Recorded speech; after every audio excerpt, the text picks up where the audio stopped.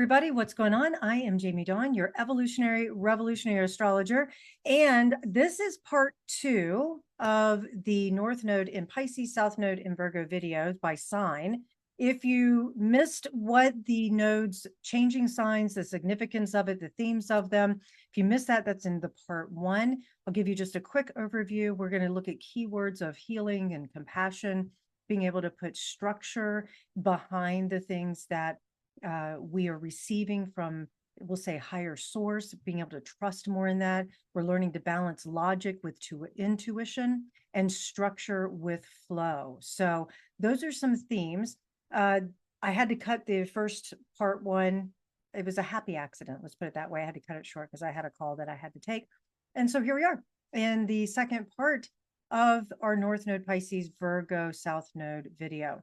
And I left off with, I'm going backwards. So remember, the signs are the two signs that oppose each other, like Aries, Libra, Taurus, Scorpio, Gemini, Sagittarius, Cancer, Capricorn, Leo, Aquarius, Virgo, Pisces. And so, so I left off with, as I'm going backwards, starting with Pisces, with Capricorn, Cancer. And so now we're going to pick up this video with Sagittarius, Gemini. And this is going to be affecting your 4th house and 10th houses if you are a Sag rising, a Sag sun, a Sag moon, or the Gemini sun rising or moon as well. Now, Pisces for Sagittarius, the North Node, it's in your 4th house. And then the South Node of Virgo is in your 10th house. So we're taking those themes of Virgo and Pisces and applying it to the area in your life that is most activated with these nodes here. This is maybe a more subtle emphasis at first, but there's going to be some opportunities that may feel like destiny. It may feel like there's extra work that needs to be put into this so that you can feel the positive effects of these nodes.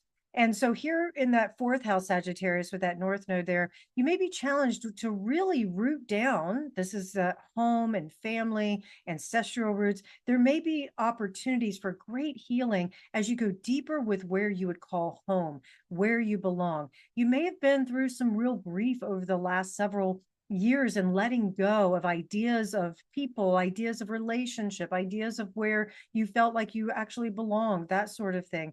And so here, there's a healing that can take place through radical acceptance, through having great compassion on how far you've come. And also, you may find that maybe a home-based business that you have becomes a place of healing for others. It could be that you start working with others to help them heal their ancestral roots, their childhood wounding. Some of that gets emphasized here. And in doing so, that 10th house is active because that's that house where the South Node is activating. That's your reputation, your career, and where your public status. And so your home, private space may become the place of healing for yourself and for others. And therefore, you can offer some really good structure and logic on practical steps on how you did it that can help others. And so what you're wanting to also work on letting go or integrating with that South Node is letting go of any over criticism, analysis paralysis, as far as, am I going the right direction with my career? Is this real? Am I really the authority that I think I am? Or maybe you find yourself picking apart, being nitpicky about someone in authority, and that could lead you to being overly critical. It can mean that there's tension in the relationships. That doesn't bode well if you're looking to rise in status or if you're looking to get a promotion, things like that, because relationship building is super important for those kinds of advancements. So these are some areas and ways in which you may be affected by this nodal shift over the next 18 months. Again, think back to 2006, 2007, when the nodes were here in these signs and these placements, and what might have been happening in your home life that was also pushing you into your public life as well. And just see, it's not going to be the exact same circumstances because we're not the same people we were, and life has happened and a lot of changes has probably taken place, but similar themes may be showing up. For instance, Maybe there was a theme around your home in 2006 and 7 that said, okay, now I'm going to, a lot of dust has settled. And now I can just find my peace. And I can find a place where I can start to create some stability, or like I say, deepen those roots, right? So maybe that's coming up as a theme for you again this next 18 months. Okay, Gemini, now you're on the opposite here. So that means that your 10th house is that challenge house. And I say challenge simply because that North Node is not something we come into this lifetime with that we do naturally. Okay. And so when the North Node is being activated, then there's a more effort that has to be put, more consciousness that has to be put into something. And so with this 10th house emphasis, there's more effort and more awareness, more intention around your work, around the things that your reputation has been established on. Are you an expert? You may find opportunities to mentor, to groom, to pass on all your wisdom that you've learned over the years to someone else now. Maybe it's time, there's a calling here for you to start speaking about the things you've learned, the things, the way you do things that can benefit others. And you may also be facing an opportunity for, let's say, a promotion of some sort that can find, it's like one that maybe you've been striving for and you're like, oh, finally I'm here. But can I really do it? That's that fourth house active with the Virgo South Node, where everything gets really critical. You start criticizing yourself, questioning yourself, wondering, is this really the right direction for me to go? Can I really do this? You know, that sort of thing. So, and also taking on another role, the challenge being you may have to sacrifice or give up something in your private life. Or maybe there's more hours that have to be put in, more meetings that have to be done. Maybe there's some travel involved, whatever it might be, in order to have that particular role, you know? So there may be a little bit of planning that takes place. Some of you may be retiring or thinking about retirement soon. And so that's a huge transition that you start preparing for. Who's going to take over for you? Or what are you going to do when you retire, right? How is that going to affect? Do you need to downsize your home and your spending, your personal life, so that it can work on the budget once you retire, right? Maybe some of that comes into play. Also, you may find that with that fourth house south node in Virgo, that you could have some family members and your place where you feel really at home and connected with those closest to you. They may become critical or offer advice that you don't really need. Or maybe you're saying, I've done it this way for so long. You're being rigid, right, about how you govern your home life and your private life, that there's no room for change that may be called here at this moment. So do watch yourself for that, Gemini. But I would say that overall, some of you will find this to be a very healing time. And when I use the word healing, I don't just mean there's a lot of wounding that you have to sit in a doctor's office and talk about or whatever. I mean, that may be the case, but it's almost like you've received the pinnacle of a culmination of all this hard work you've put in over the years into a place that says, yeah, I deserve this, you know? So that's some of the things you can be looking forward to. You've worked hard. You deserve to have some good things in your life now. All right, now we're moving to Scorpio, Taurus. And Scorpio, Taurus, your houses of 5 and 11 are being affected. So Scorpio North Node, Pisces North Node in the 5th house, South Node in the 11th house, and then Taurus 11th house and 5th house. So Scorpio, the active part here is really in what you do to give and receive pleasure. And what is it that helps you be the best expression of yourself? And there's some emphasis around children or youthfulness here. There's a youthful quality to that 5th house. And so, but really it's about the risks and rewards and the pleasure and the things that energize you and how you express it.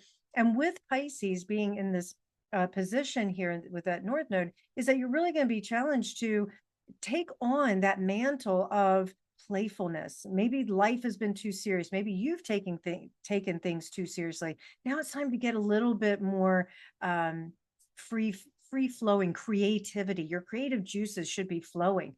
And I would say on a romantic level, because fifth house is sort of casual sex, romance, on that level, you may be challenged to couple with someone in a way that is not casual anymore, that in order to bring more fulfillment to the relationship, and it can be very healing for you as well, because maybe you've had some pretty shitty relationships in the past, and that now you found somebody that you're like, yeah, we're having fun and we get along great and I don't want it to change.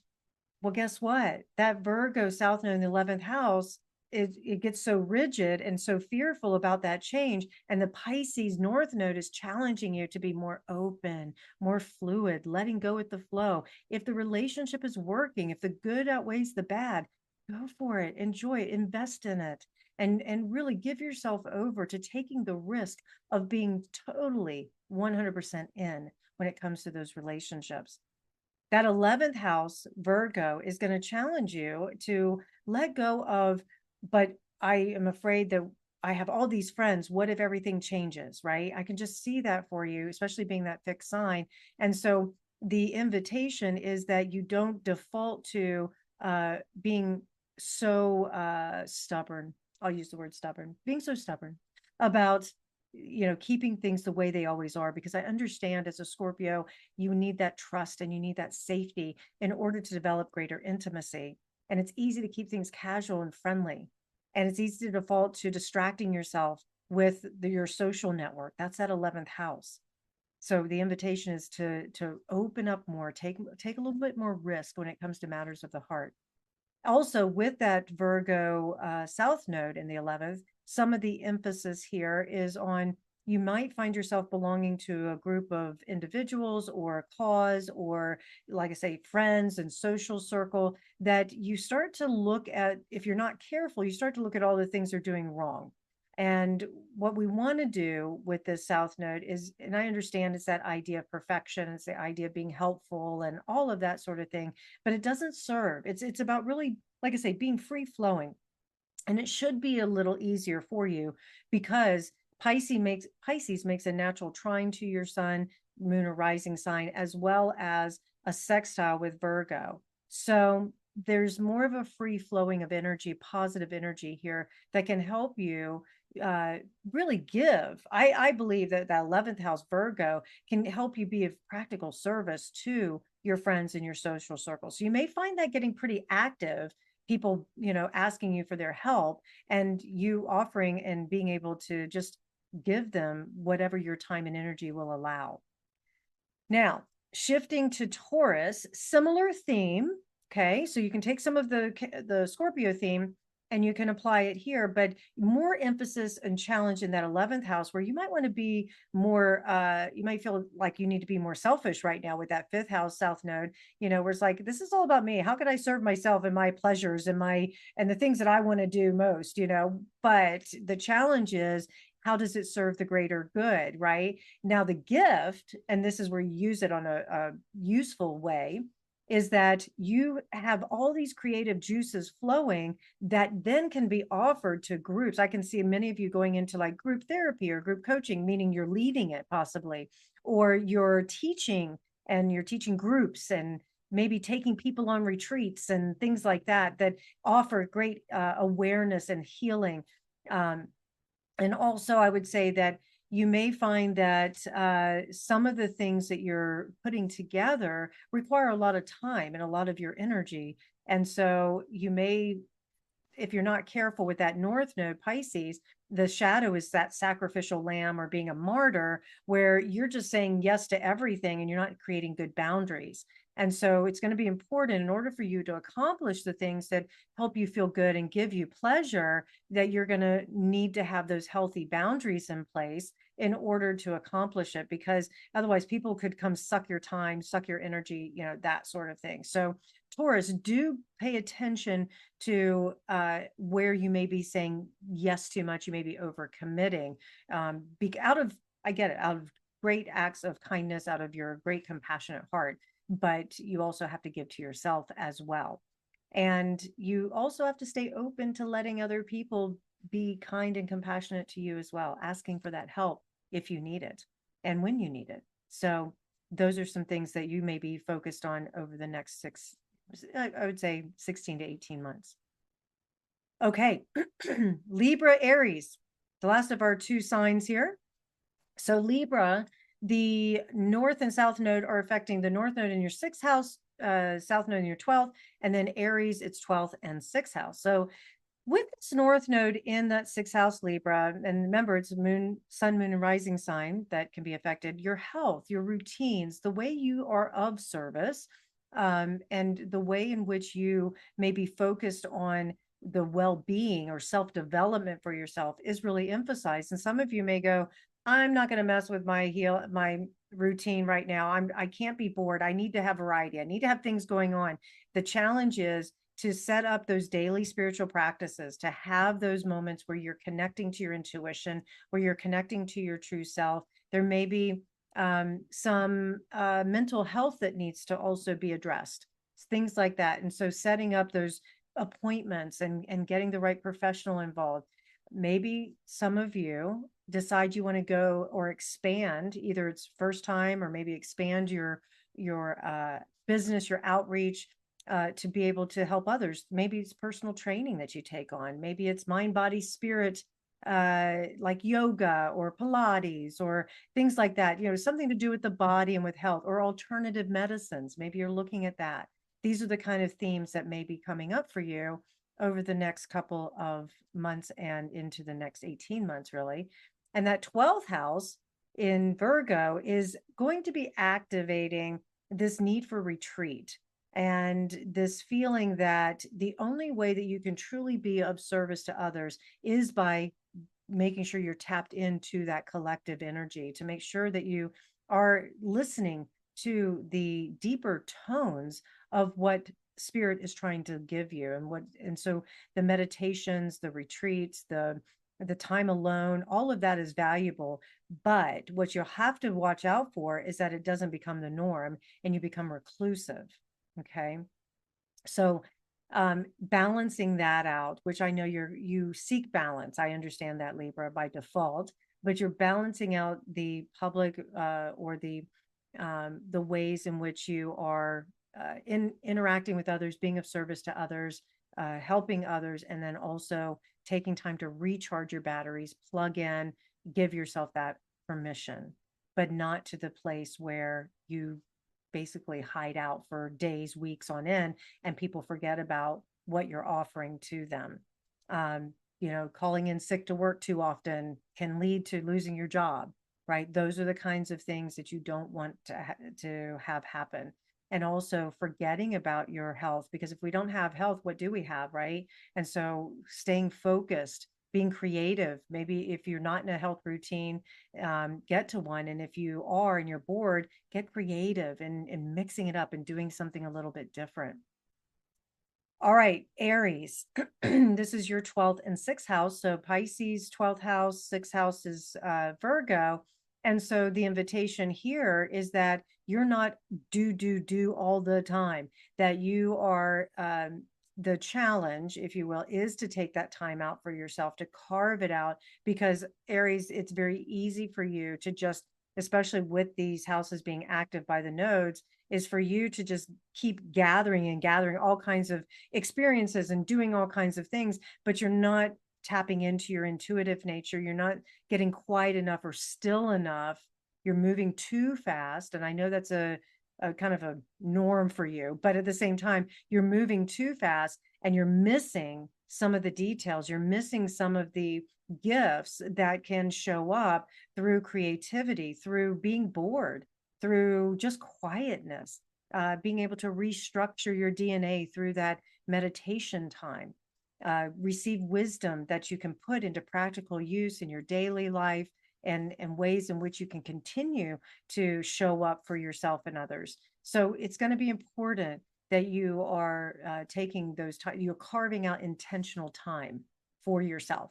And then with that, Virgo South node in your 6th house, then many times that routine can become a little too rigid for you. And so if you're not careful, you find yourself doing the same thing over and over again, expecting a different result. We know that's the definition of insanity, right? So we want to mix up that routine a little bit, which would excite you, but at the same time, if it's something that you've established so rigidly and others throw a curveball at you, it can totally throw you out of whack, unbalance you, get reactive, all that sort of thing. And then that Aries hothead comes out, right? And that creates other problems. So what you want to use those routines and those we'll say daily spiritual practices, or your practical pieces, you want to use them as, I love this phrase or saying, and that is, blessed are the flexible, for they're never bent out of shape. So you've got your framework. That's really what your routines are, is it's your framework in which you can thrive, but you want to be able to bounce around or move about within that framework.